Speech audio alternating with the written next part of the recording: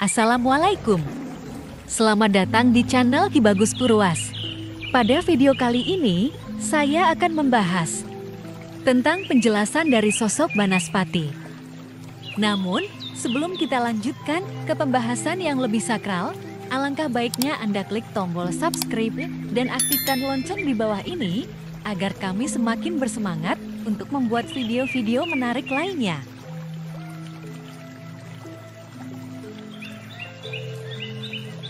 Indonesia yang terdiri dari berbagai ragam suku dan budaya mempunyai cerita yang kaya. Setiap daerahnya bahkan mempunyai legenda yang juga termasuk mitos mistis. Salah satunya mitos mengenai hantu Banaspati. Banaspati populer dalam cerita rakyat di Pulau Jawa dan Pulau Kalimantan.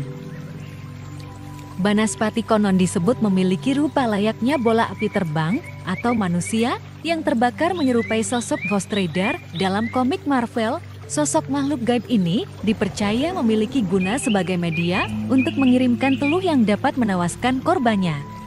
Meski begitu, sosok Banaspati juga kerap ditemukan dalam relief candi di Jawa. Gambar Banaspati pada umumnya dapat ditemukan di atas ambang pintu masuk candi. Banaspati merupakan legenda atau cerita di masyarakat mengenai sosok makhluk halus yang menjadi bagian dari budaya Indonesia. Sosok Banaspati seringkali ditemukan dalam arsitektur candi di Pulau Jawa. Sosok Banaspati digambarkan sebagai relief dengan kedua kepala raksasa. Pada candi di daerah Jawa Timur, sosok Banaspati atau yang disebut sebagai Kala di Jawa Tengah pada umumnya dapat ditemukan terpahat pada bagian atas lubang pintu masuk di ruang sucinya masing-masing. Banaspati dikenal sebagai penjaga hutan.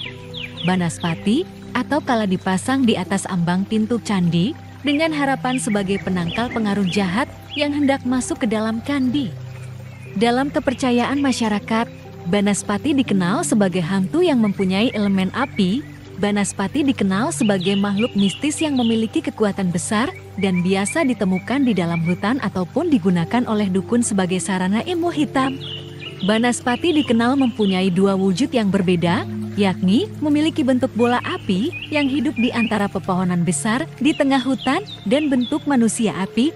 Wujud bola api ini dipercaya dapat bergerak dengan cara melayang atau terbang di antara satu pohon ke pohon yang lainnya. Konon, wujud asli Banaspati hanya memiliki ukuran segenggaman tangan orang dewasa, tetapi jika korbannya merasa ketakutan, maka wujud bola api ini akan semakin membesar dan bisa memangsa korbannya. Sementara itu, apabila dalam wujud keduanya, Banaspati dipercaya memiliki wujud layaknya manusia, tetapi tubuhnya diselimuti dengan api yang membara. Dalam wujud manusia berselimut api ini, Banaspati dikatakan bergerak dengan berjalan menggunakan kedua tangan sementara kakinya menghadap ke arah atas. Banaspati dalam wujud manusia api akan mengejar dan menjulurkan lidah api ke mangsanya yang dapat membuat korbannya terbakar.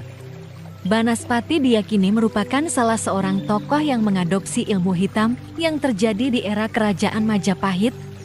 Banaspati adalah salah satu raja lautan yang merupakan keturunan dari siluman atau bangsa api.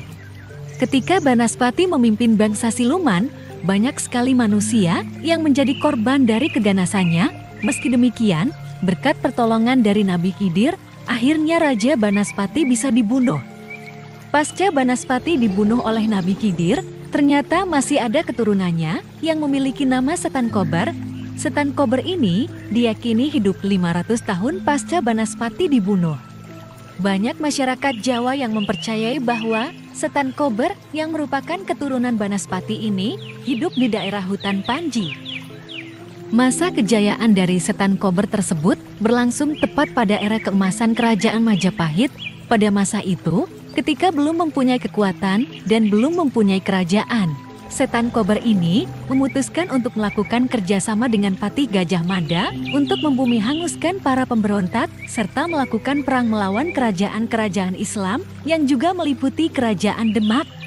Setan Kober ini dikenal mempunyai sifat yang licik dan sangat sakti.